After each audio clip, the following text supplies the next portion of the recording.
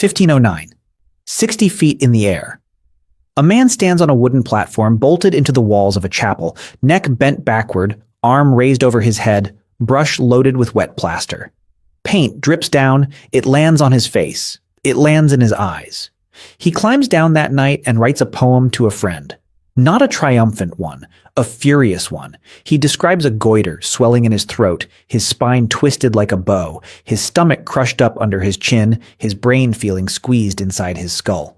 He even sketches a little cartoon of himself in the margin, contorted, mid-suffering, next to the verse. He signs the letter the way he signs everything. Not the painter, the sculptor. He is at this exact moment creating what will become the most famous ceiling on Earth, and he despises every second of it. So here's a question worth sitting with. What happens when the thing that makes you immortal is the thing you never wanted to do in the first place?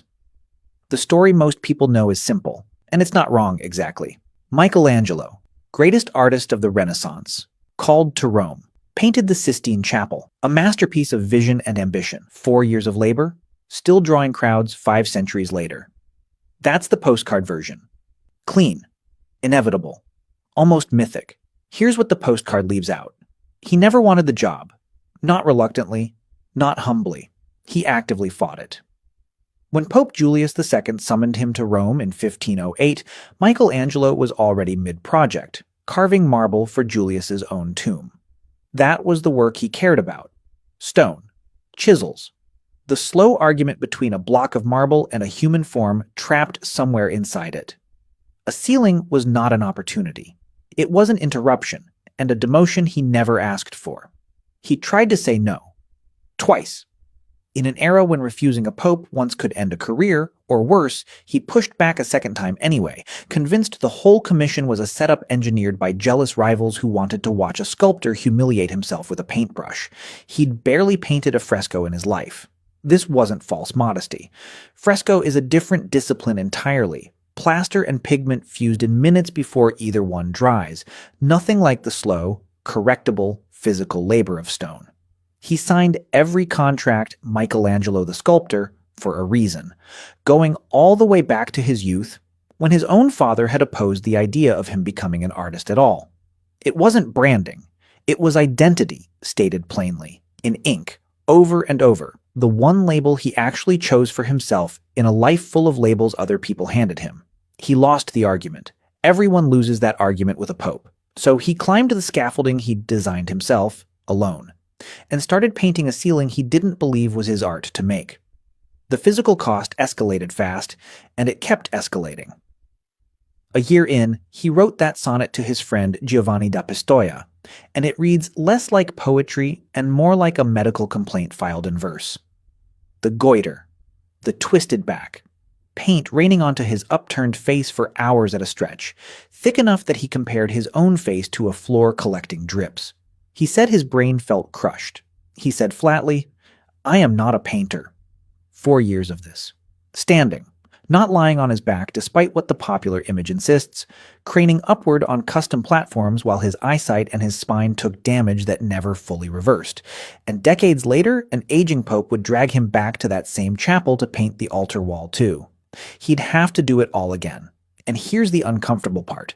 The project he resented, the one he considered beneath his real talent, is the one that made him a legend to people who have never heard of a single sculpture he carved with his own hands. Most people don't know the other half of him. Michelangelo wrote poetry his entire adult life. Over 300 sonnets and verses, not occasional scribbles, not a hobby he mentioned once and dropped. A serious, sustained body of work about love, longing, mortality, faith, the slow arithmetic of aging.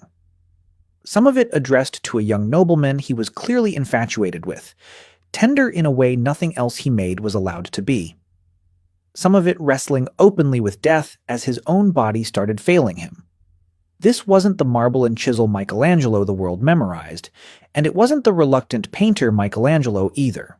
This was a man trying to explain himself in a form nobody was forcing him to use. He wasn't hired to write those poems. Nobody commissioned them. No pope was waiting on a deadline. No cardinal was checking his progress. Scholars who've studied the work closely describe it as leaning on Neoplatonist ideas circulating in his time. the notion that love and beauty on earth are a kind of ladder back up toward the divine. Heavy philosophy, written by a man everyone else only wanted for his hands. They're the one place in his entire life where the work matches the man exactly, with nobody else's demands sitting on top of it. Which makes the uncomfortable part worse, honestly. He spent 4 years of his life, damaged his body permanently, twice on ceilings and walls he never wanted to paint, and that became the single thing history decided to remember him for. Meanwhile, the poems, the actual unfiltered record of what he was thinking and feeling for 5 decades of his life, sit in footnotes underneath reproductions of that same ceiling. Even his sculpture, the art he called his own, the art he signed his name to, keeps getting flattened into the guy who also did the Sistine Chapel. The identity he fought a pope over lost anyway. Not to Julius. To history's shorthand, which cares less about what a person wanted than about what turned out to be popular.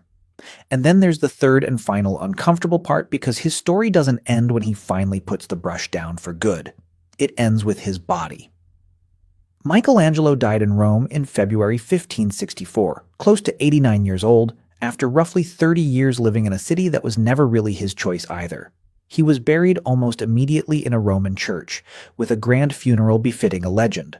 The Pope wanted him permanently enshrined there, in Rome, near St. Peter's, at the center of the world's attention, forever. But that's not where Michelangelo had wanted to end up. He wanted Florence, his home. And Rome, once again, was not planning to ask his permission about it, so his nephew made a decision. Weeks after the funeral, under cover of secrecy and without any public announcement, Michelangelo's body was pulled from its Roman tomb, wrapped in a bale of hay, and loaded onto a cart disguised as ordinary merchandise. Not a hearse, not a procession of mourners. Freight. A corpse smuggled across the Italian countryside, labeled as cargo, specifically so that no Roman official, and certainly not the Pope himself, could stop it from leaving the city. It worked.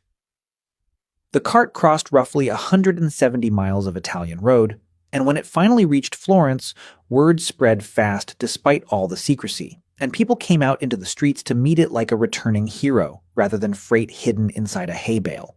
A private viewing was arranged first, then a full public farewell, then, eventually, a second, far grander memorial staged inside a Florentine church, decorated wall-to-wall with paintings depicting scenes from his own life. He was finally laid to rest in the Basilica of Santa Croce, under a tomb designed by one of his own former assistants, in the one city he'd actually wanted all along. Think about what that means. For most of his working life, Michelangelo did what popes told him to do. Paint the ceiling. Paint the altar wall too, decades later, whether he liked it or not. Sign the contract you don't want to sign.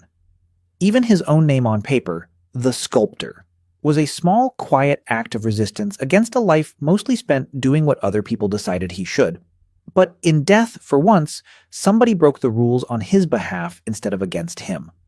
A relative risked papal anger, smuggled a body across a country in a farm cart just so Michelangelo could finally end up exactly where he had wanted to be the entire time. He spent decades being told what to create, and where to live, and where he'd be buried. It took stealing his own corpse out of Rome in a bale of hay to finally get any of it right. If you want more of the science hiding in plain sight, subscribe to Beyond Human. Every video is built from the same question. What happens when you actually look before you assume?